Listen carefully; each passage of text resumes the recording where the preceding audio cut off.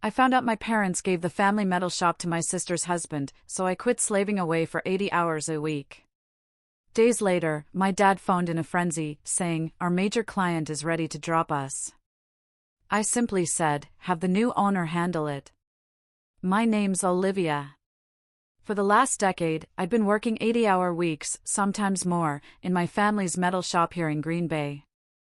No paycheck, no benefits, just this unbreakable promise that one day, this place, the legacy my grandfather built with his bare hands, would be mine. Every burn, every scar, every single sleepless night spent hunched over those massive CNC machines, it all felt worth it. I truly believed I was earning my future.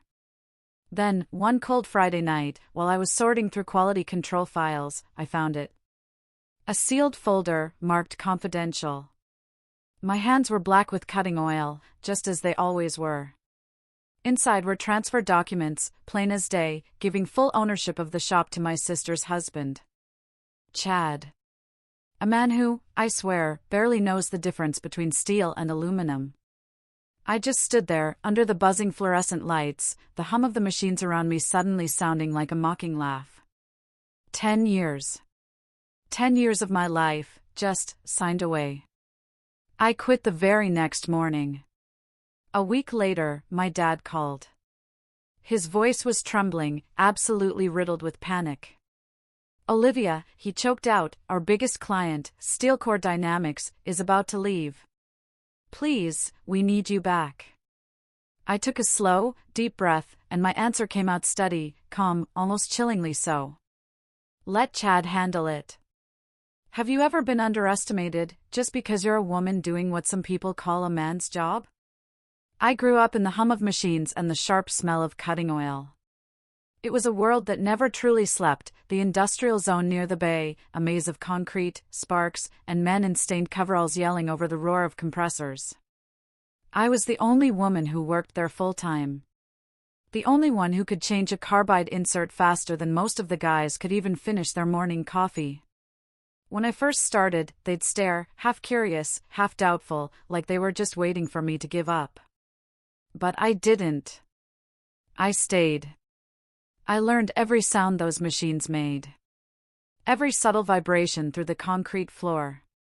Every smell that told me something was off. This shop, it was our family's for 3 generations. My grandfather built it back in 1970 with just one battered CNC mill and a dream that smelled like steel and sweat. He'd sleep on a cot in the corner during those first winters because he couldn't afford to heat the place. When I was little, he'd let me sit on his knee and press the green cycle start button. I can still feel the thrill when the spindle came to life, the way the metal screamed softly as it cut, like the heartbeat of something truly alive. When he passed, my father took over.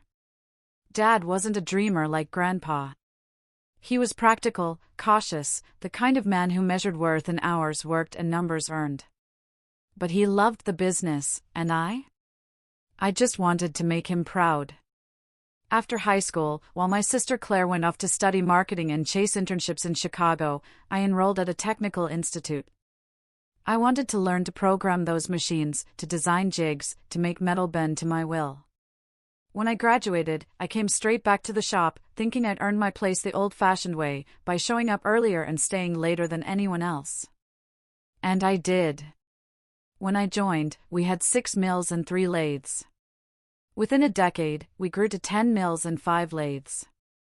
We took on contracts with medical device manufacturers, aerospace suppliers, the big leagues. I ran the machines, designed custom fixtures, handled quality control, and negotiated directly with clients whenever some engineer sent in a drawing with impossible tolerances. If a part had to be within 3 microns, it was my responsibility. If a customer sent an emergency job on a Friday night, I was the one who stayed until dawn to finish it. The work was hard. The machines ran hot and loud. I can still smell that mix of coolant and oil that clung to my clothes, even after washing. My hands were permanently rough from deburring sharp edges, my nails trimmed short because long nails just don't survive in this trade. I learned to read the machines by ear. A faint chatter meant a dull tool. A deeper hum meant the spindle load was too high. When the others couldn't figure out why a part was off, I'd stand beside the mill, listen for 10 seconds, and know exactly which offset to tweak. They called it intuition. I called it obsession. There were nights I'd look at the clock and realize it was 2 in the morning, the whole industrial park dark, except for the glow of our shop's sodium lights. Sometimes I'd take a break, sit on the loading dock, and watch the fog rise from the bay. My reflection would stare back from the oily puddles on the concrete, and I'd think, this is my life. This is the price of building something that lasts. Clients started asking for me by name. Engineers from huge firms sent their blueprints directly to Olivia at Hart Metal Works.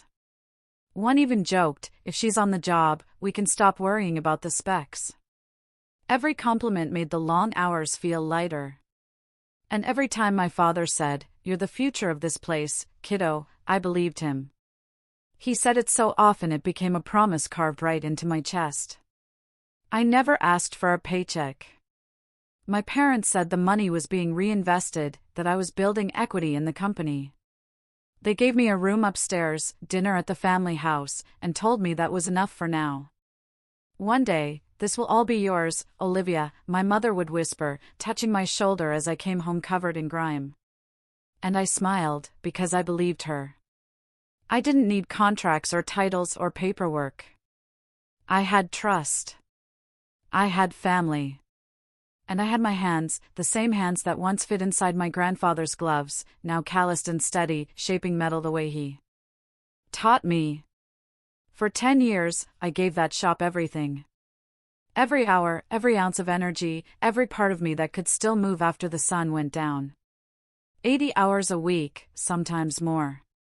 The machines didn't stop, and neither did I. I'd wake up before dawn, my alarm blaring at 4:30 a.m., and the first thing I'd do was stretch my back, which had started aching before I even turned 30. By 5, I was already at the shop, the lights flickering on one by one, the cold air thick with the smell of metal dust. I'd prep the CNC mills, load programs, calibrate offsets. By the time anyone else showed up, the first run was already complete. No one ever asked me why I worked so hard, because everyone already knew the answer. Or thought they did. "You're doing it for yourself," my father would say with that tone of patient authority, like he was handing me wisdom. "You're building your own future. Remember, Olivia, this is all for you." My mother would nod beside him, a soft smile on her face. "One day, sweetheart, when it's yours, you'll be grateful you stuck it out." So I believed them. I believed that the long nights, the skipped dinners, the birthdays spent at the shop, were all part of some greater plan that would, one day, make sense. The truth is, I didn't have a life outside those walls. My friends stopped inviting me out years ago after hearing I can't make it too many times. I missed weddings, holidays, even my sister's baby shower. When I wasn't at the shop, I was asleep. And when I wasn't asleep, I was thinking about the shop. I ate standing up most days, usually cold leftovers balanced on a tool cart between machine cycles. My hands were cracked from coolant and metal dust. My hair, once long and shiny, was constantly singed from welding sparks, uneven where it had burned off near the ends. I had scars on my forearms from hot shavings and tiny burns that never healed quite right. My nails were split and gray from the oil. But I wore them like medals. There were days my body begged for rest. My lower back throbbed like a warning light I never turned off. I'd lean against a workbench for a moment, stretch until I felt the vertebrae pop, and then go back to loading stock. I told myself pain was proof I was earning something. When exhaustion blurred my vision, I reminded myself, "You're the future of this place." That was the phrase my father used the most. And every time he said it, it felt like a promise I couldn't afford to break. Vacations weren't part of my vocabulary. When the crew took time off, I covered their shifts. "The business can't run without you," Dad said once, half joking. I smiled, not realizing it was truer than he meant. When I finally took one weekend to visit an old college friend, I came back to find 2 jobs behind schedule and a mess of broken tool paths. My father shook his head. "See what happens when you're gone?" From then on, I never left again. I told myself it was loyalty. Deep down, it was fear. Fear that if I wasn't there, they'd find a way to prove I wasn't needed. Love was another casualty. I tried dating once, a civil engineer named Mark, first met through a supplier. He was kind, patient, and fascinated by what I did. But after a few months of cancelled dinners and rescheduled weekends, he stopped calling. I didn't blame him. I couldn't even promise him a Friday night without my phone buzzing with an urgent call from the shop. Once, I remember standing outside by the loading dock, phone pressed to my ear, the night air cutting through my jacket, while I tried to explain to him why I couldn't come over. "You always say you're almost done," he said quietly. "But you never are." He was right. I never was. The shop became both my cage and my cathedral. Every time I heard the steady hum of the machines, it felt like purpose. Every time I wiped sweat from my forehead and looked at the finished parts gleaming under the lights, it felt like pride. And when my parents walked through the door, smiling at the efficiency reports, it felt like approval, the kind of approval I had spent my entire life chasing. I thought if I worked hard enough, if I became indispensable, they would see me not just as a daughter, but as an equal. There were small moments, though, when doubt crept in. Like when my father handed my sister a check for helping with marketing, even though she hadn't stepped foot in the shop for years. Or when my mother said, "You know, Chad might take the business to another level once he gets more involved." My stomach tightened, though I didn't yet understand why. I pushed the feelings down. Family was family, I told myself. Don't compare. At night, when I finally lay in bed, my body sore and hands still smelling faintly of aluminum, I'd stare at the ceiling and imagine the future they kept promising, my name on the sign outside, my team working under me, maybe even a small office with windows. It was enough to make the fatigue bearable. I told myself that people like me didn't need recognition right away. I believed that merit, like gravity, would eventually pull things into balance. But it never did. Looking back now, I think my biggest mistake wasn't working too hard. It was believing that fairness would just happen on its own, that love and loyalty would naturally lead to justice. I thought if I became the best, if I carried every burden, if I proved myself beyond question, they would have no choice but to give me what I'd earned. I was wrong. In a family business, merit doesn't always win. Sometimes it's silenced. Sometimes it's quietly replaced. And sometimes you don't realize you've been erased until it's already too late. It was around 2020 when Chad Walker entered my life, or rather, invaded it. He came in wearing pressed shirts, polished shoes, and that practiced confidence of someone who's read more business books than he's lived real days in a factory. My sister Claire brought him home for dinner one evening, her voice practically glowing as she introduced him. Chad just finished his MBA at Northwestern. He's brilliant, Olivia. You'll love how his mind works. Brilliant. That word lingered in the air like a bad perfume. It was the same word people used when they didn't have evidence of actual skill. I shook his hand that night across the dinner table. His grip too firm, his smile too white. "So, you're the engineer," he said, like I was some novelty item he'd just discovered. "That's impressive. Women in manufacturing, that's rare." I forced a smile.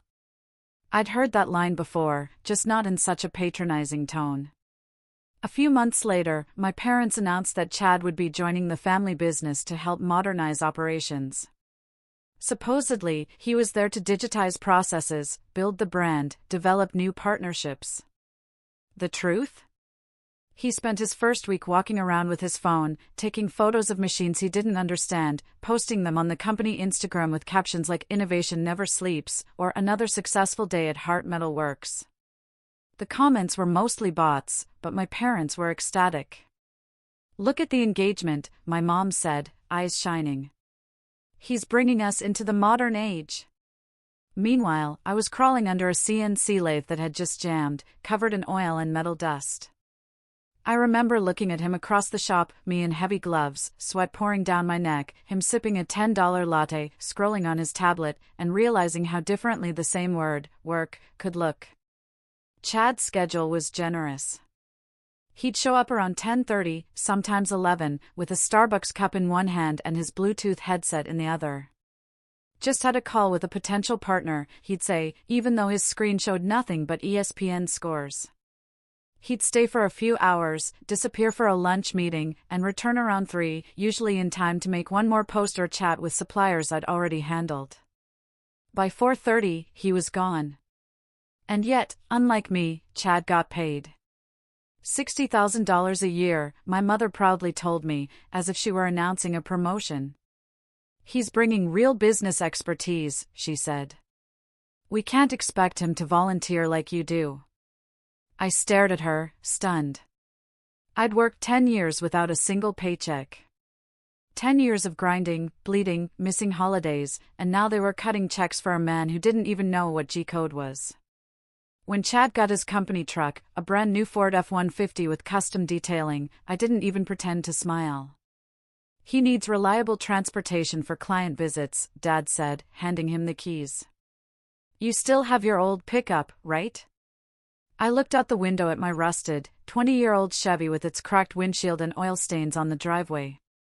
I didn't answer. I told myself it didn't matter. I was the engineer.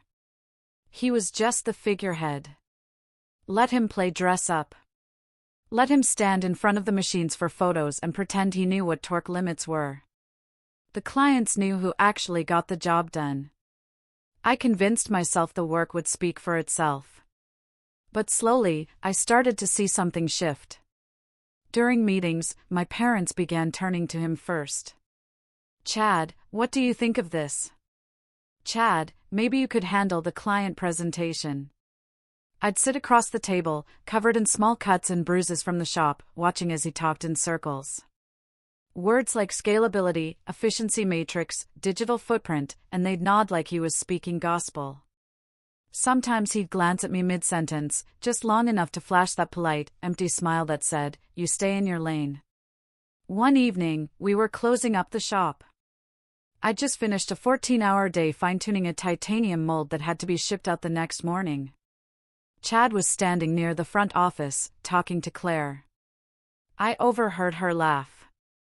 It was a condescending sound. "End's the technical one," she said. "But Chad's the strategist. That's what keeps the business alive." That line cut deeper than any metal shard ever had.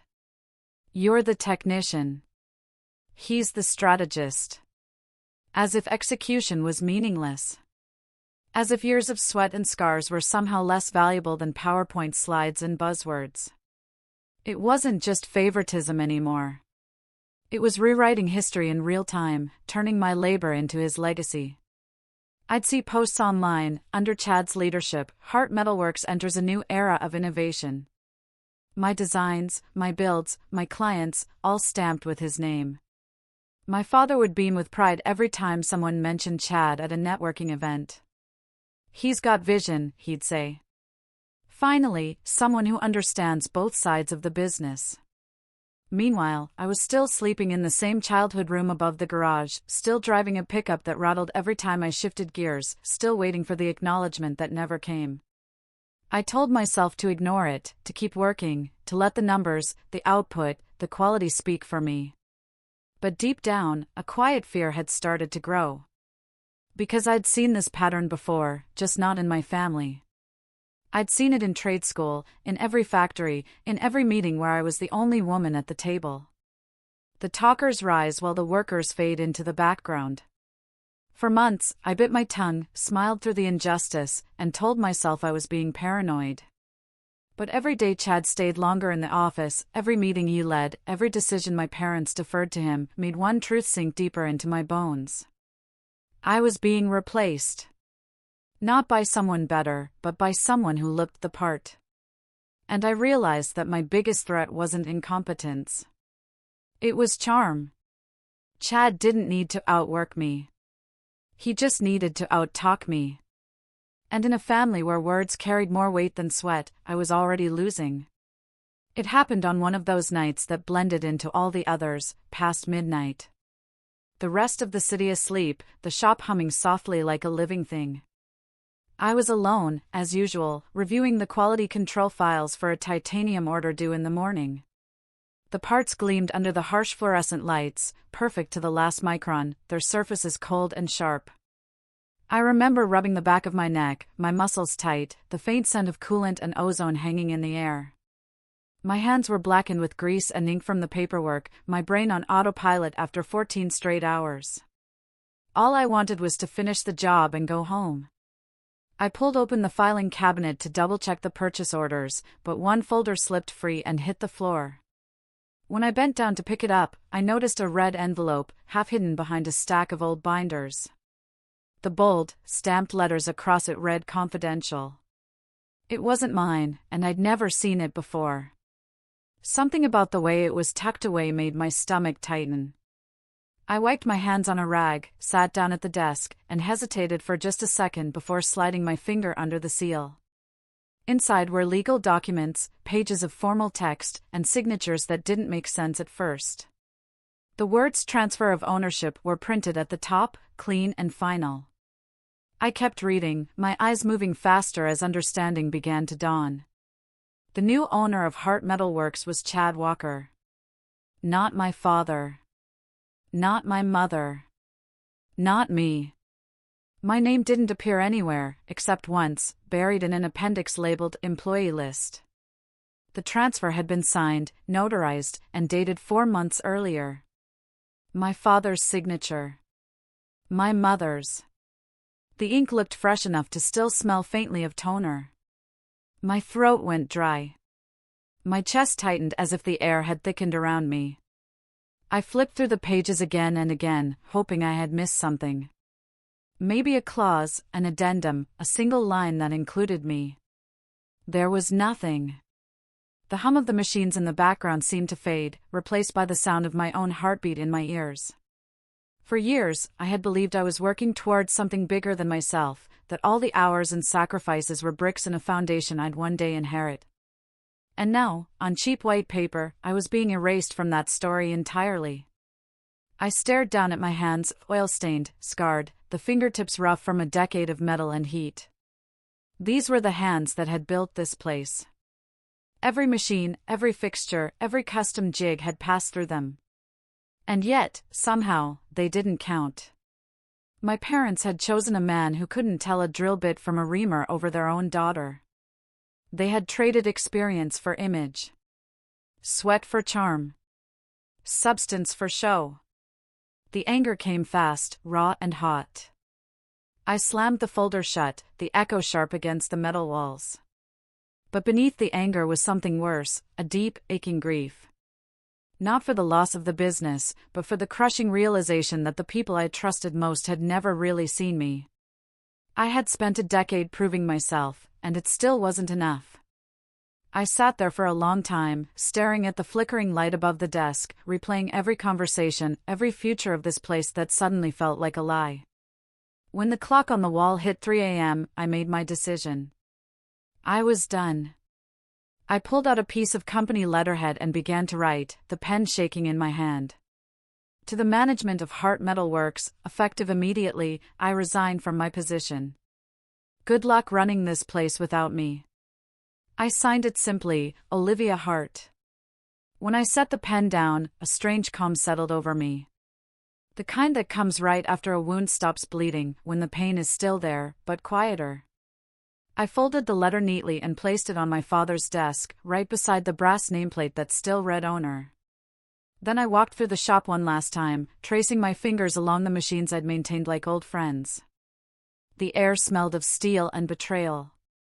I gathered a few things that mattered, my notebook of tool settings, a photo of Grandpa and me from my first day at the shop, and his welding gloves, stiff with age, but still fitting perfectly. He'd given them to me when I turned 18, saying, "These gloves build things that last. Don't ever hand them to someone who doesn't know how to use them." I slipped them into my bag. When I stepped outside, dawn was just beginning to break over the bay. The air was sharp, the sky streaked with gray and pale orange. For the first time in 10 years, I didn't have anywhere I needed to be. The parking lot was empty except for my old pickup, it had dusted with frost.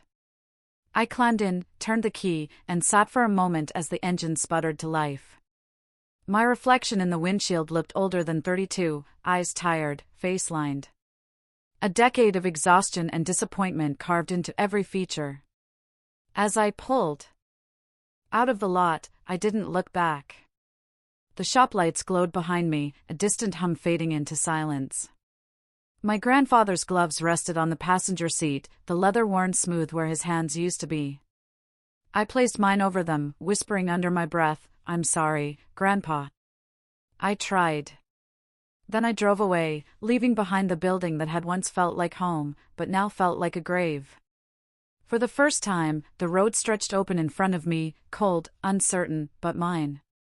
8 days passed. 8 long, quiet, disorienting days. The first few felt like I was detoxing from a life I didn't know had poisoned me. My body didn't understand what to do without the constant vibration of machines or the sharp tang of cutting fluid in the air. I'd wake up at 5 out of habit, sit up in bed, and feel that fleeting panic of being late. Then remember there was nowhere to be. I was crashing at my friend Melissa's small apartment above her bakery. She didn't ask questions, just left coffee on the counter and gave me space to breathe. For the first time in a decade, I could smell something other than metal. By the 8th day, I had almost stopped checking my phone. This silence from my parents was louder than any argument could have been. I told myself they wouldn't reach out, that they'd double down on their decision and prove me right. I was wrong. That afternoon, while I was helping Melissa carry flour bags in from the delivery truck, my phone buzzed.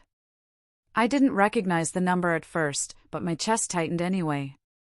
I wiped my hands and answered, "Olivia." My father's voice cracked through the line before I could even respond. It wasn't the steady, commanding tone I grew up with, it was strained, uneven. "Thank God you picked up." I froze.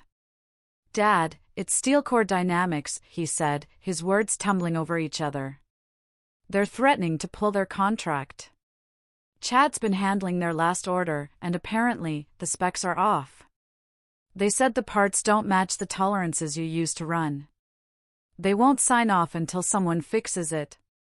His breath hitched. "We can't afford to lose them. That's 40% of our revenue. You have to come back."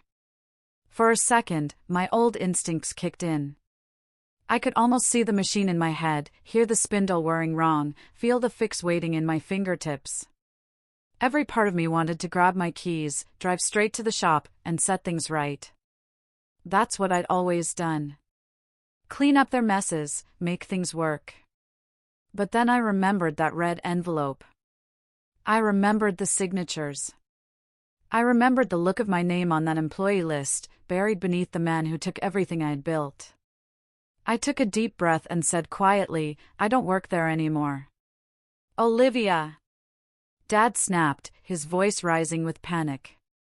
"This isn't about that right now. We need you. Chad needs you. He's trying, but he doesn't understand the technical side." "Then maybe he shouldn't be the owner of a machine shop," I cut in. My voice didn't shake this time. It came out calm, flat, final. There was a pause on the other end. I could hear him inhale, like he was about to argue, then stop himself. For once, he had no quick fix, no authority to lean on. "Please," he said after a long silence. "We're drowning here." I stared out the window at the soft gray of late winter, the smell of yeast and cinnamon drifting from below. It struck me how different this air was, how clean it felt to breathe without oil and betrayal in it. "You made your choice," I said softly. "Let Chad handle it." The silence that followed was deafening. I could almost picture him standing in the office, surrounded by paperwork he didn't understand, Chad pacing beside him, trying to bluff his way through another disaster. When he didn't answer, I added, "Good luck, Dad." Then I hung up. For a moment, I just stood there, the phone still in my hand, my heart pounding so hard it hurt. Not from fear this time, but from something sharper, something that felt like power. I turned the phone face down on the counter and exhaled, realizing my hands were shaking. Not because I was angry, but because for the first time in my life, I hadn't rushed back to fix things. I hadn't sacrificed myself for someone else's comfort. For 10 years, every boundary I'd had was blurred by obligation and guilt. But that one phone call, the plea in my father's voice, the quiet click of ending it, became the line I'd never cross again. I wasn't their safety net anymore. I wasn't their unpaid labor or invisible heir. I was just Olivia. And for the first time in a decade, that felt like enough.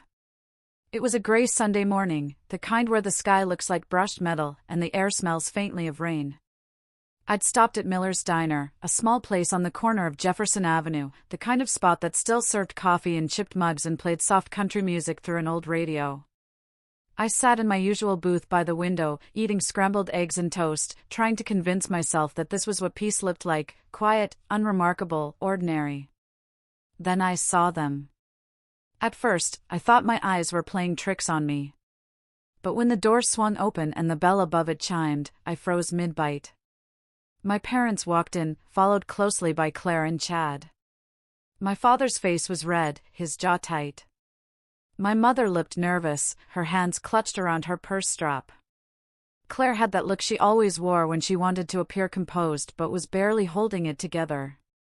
And Chad, of course, stood behind them, perfectly pressed shirt, smug little half-smile, like he was walking into a board meeting. He thought he'd already won. They spotted me immediately. My mother hesitated, whispering something to my father, but he ignored her and marched straight toward my table. The diner went quiet, forks pausing midair, conversations fading into the low hum of the fluorescent lights.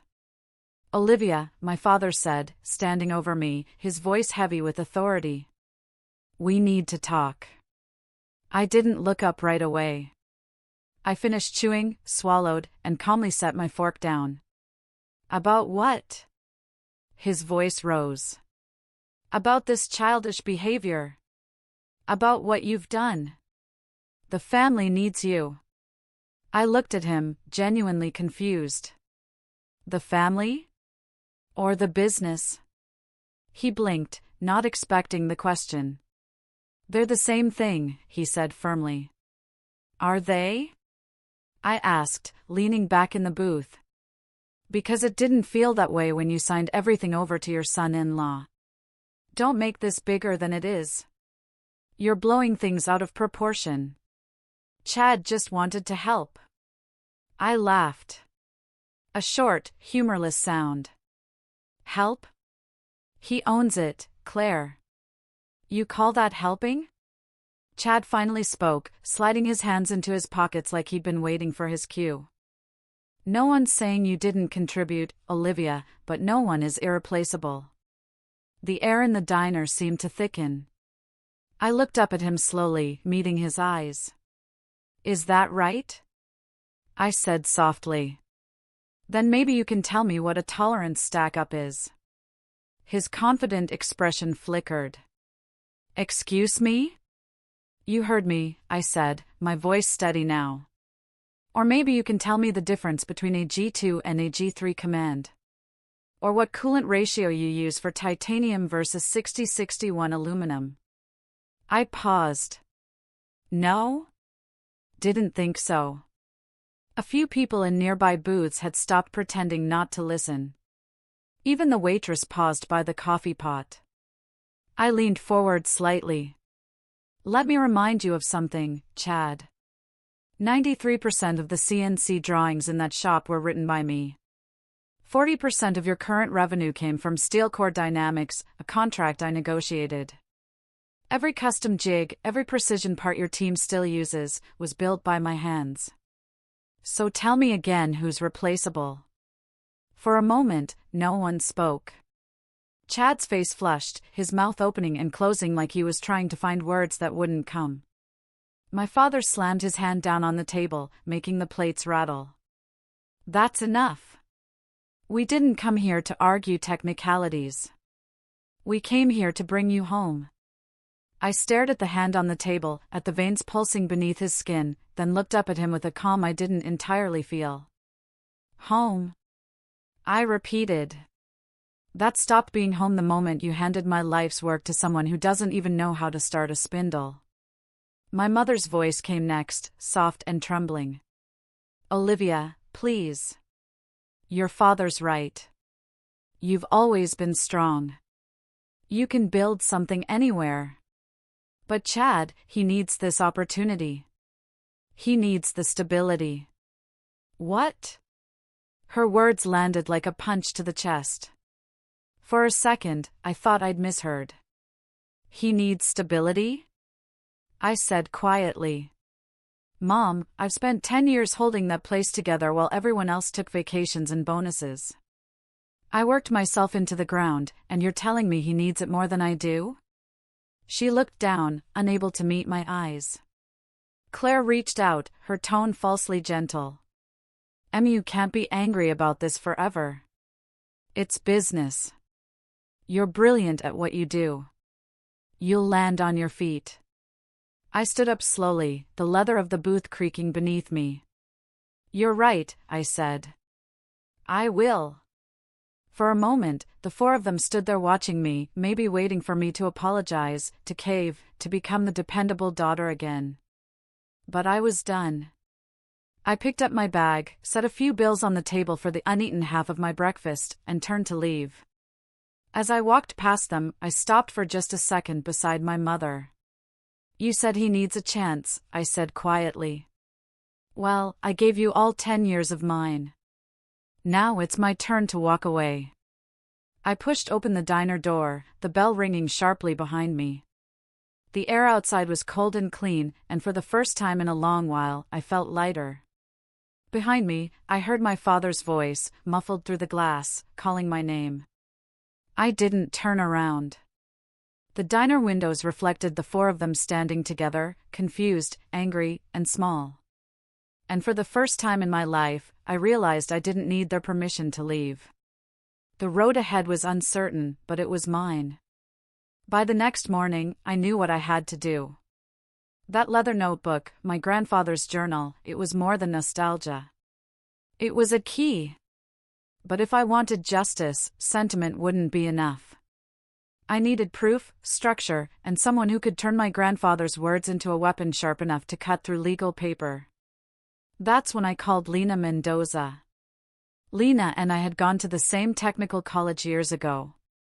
While I'd gone into mechanical engineering, she'd pivoted, finishing law school and opening her own small firm in Milwaukee, specializing in business disputes. We hadn't spoken in years, but when she picked up the phone, her voice was the same, brisk, confident, a hint of warmth hiding under professional steel. Olivia Hart, she said. It's been a decade. What's going on? Family business, I said dryly. Literally. When I told her everything, the unpaid years, the betrayal, the red envelope, the transfer papers, and finally, my grandfather's journal, she didn't interrupt once. When I finished, there was a pause. Send me everything, she said. And Olivia, don't talk to them again without me. 2 days later, I drove to her office. The place was modest, no marble floors or receptionists with perfect hair, just shelves stacked with binders and a framed degree on the wall. Lena was at her desk, hair tied up, glasses perched low on her nose as she flipped through the documents I'd sent. When she finally looked up, her eyes were bright. Okay, she said, tapping the folder with her pen. We can do this, but we need to be smart. There are 3 things we have to prove. 1, that you are the technical backbone of the business. 2, that your parents' transfer to Chad violates your grandfather's founder intent. And 3, she paused, a small grin forming, that your dear brother-in-law is not only unqualified, but possibly committing financial misconduct. I exhaled. That last one shouldn't be too hard. The next few weeks blurred into a focused whirlwind. I became a detective in my own life, piecing together the trail of proof buried under years of loyalty. Every night, I sat at my kitchen table surrounded by piles of documents, coffee-stained notebooks, and a flash drive full of company data I'd saved before quitting. The first evidence was my track record. I went through hundreds of client emails, each one a time-stamped footprint of my contribution. There was one from a steel core engineer. Olivia's precision saved our project. If she hadn't caught the misalignment, we'd have lost the entire prototype batch. Another from Aerodynamics Corp. Olivia, your tolerance corrections are the reason we renewed this contract. Then came the numbers. Using spreadsheets I'd built years ago, I charted the company's growth during my tenure. In 10 years, under my technical leadership, revenue had climbed 180%. Before that, barely 30%. The data spoke louder than any defense my parents could fabricate. But what sealed the pattern wasn't my success. It was Chad's failure. One night, Lena called me after reviewing some of the financial statements I'd found on an old company drive. "Olivia," she said, her tone almost amused. "Your brother-in-law might just hand us this case himself." The company credit card history read like a parody. Thousands of dollars in client entertainment that coincidentally matched dates of Packers games. A $3,000 charge for networking dinners in Miami during a week when no trade conferences existed. And my personal favorite, a $5,000 home theater system labeled as office equipment, shipped directly to Chad's address. When Lena saw the list, she just shook her head. "You can't make this up. He's a walking audit violation." Still, she wanted more. "We'll need internal witness statements. Something from people who've worked under both of you. Bonus points if they've seen him screw up firsthand." That's when I called David Clean, one of the oldest machinists still working at the shop. He'd started under my grandfather in the late 80s and stayed long enough to see every era of the business, the expansion, the modernization, and now, the decay. When I met him at a small coffee shop downtown, he looked older, but just as solid, calloused hands, gray beard, and the kind of quiet honesty that never aged. "I heard what happened," he said, shaking his head. "Your grandfather would be sick over it." He reached into his jacket and pulled out an old file folder. "I've been cleaning my garage. Found these contracts your granddad wrote himself. Look at the language. See how over the years he starts adding words like team share, collaborative ownership, collective equity. He was moving toward fairness, Olivia, not hierarchy." I flipped through the documents, feeling my throat tighten. "He really meant it," I whispered. David nodded. "He used to say it all the time, Olivia's got my hands and my heart. She'll carry the shop forward one day." I never forgot that. When I brought the folder back to Lena, she smiled for the first time since we started. "This," she said, holding up the page with Grandpa's evolving contract clauses, "is gold. Founder intent. Documented progression. Direct testimony from someone who worked beside him. Combined with your grandfather's journal, it's airtight." I stared at her, disbelief and relief fighting for space in my chest. "So, we have enough?" Lena closed the folder and leaned back in her chair, her expression firm. "We have more than enough. The technical evidence proves your contribution. The financial records bury Chad. And your grandfather's words, they give us moral gravity the court will respect." She paused, then smiled faintly. "Get some rest, Olivia, because the next time you walk into that building, it won't be as an employee. It'll be as the rightful heir of its soul." For the first time in months, I slept through the night. And when I woke up, I didn't feel small or erased anymore. I felt ready. The courthouse in Green Bay was a tall gray building that looked like it had never known warmth. The steps echoed under my boots as I climbed them, my steps steady, but my stomach tight. Inside, everything smelled faintly of coffee and paper, sterile, formal, unbending. I spotted Lena near the end of the corridor, sleek in a navy suit, flipping through our files with calm precision. She looked up, saw me, and gave a short nod. "You ready?" she asked. "As I'll ever be," I replied. She smiled slightly. Good, because today you stop being the invisible worker. Today, they finally have to look at you. The courtroom was packed. Local press, a few old clients, even some former employees who'd heard about the case. My parents sat at the defendant's table beside Chad, who wore an expensive gray suit and the smug expression of a man convinced he could talk his way out of anything. My mother refused to meet my eyes. My father stared straight ahead, jaw tight. Judge Harris entered, a man in his 60s with sharp eyes and the posture of someone who'd seen every kind of human foolishness. When he spoke, his voice carried like iron. Case number 24-315, Hart vs. Walker. Let's begin. Lena rose first. Her voice was steady, crisp, and deliberate. Your Honor, this case is not about inheritance. It's about integrity. It's about a woman who gave 10 years of her life to a business built by her grandfather, only to be erased from its future. We will show that Olivia Hart was the technical and operational core of Hart Metal Works, that the transfer of ownership to Chad Walker violated documented founder intent, and that Mr. Walker is unfit to run the business due to both incompetence and financial misconduct.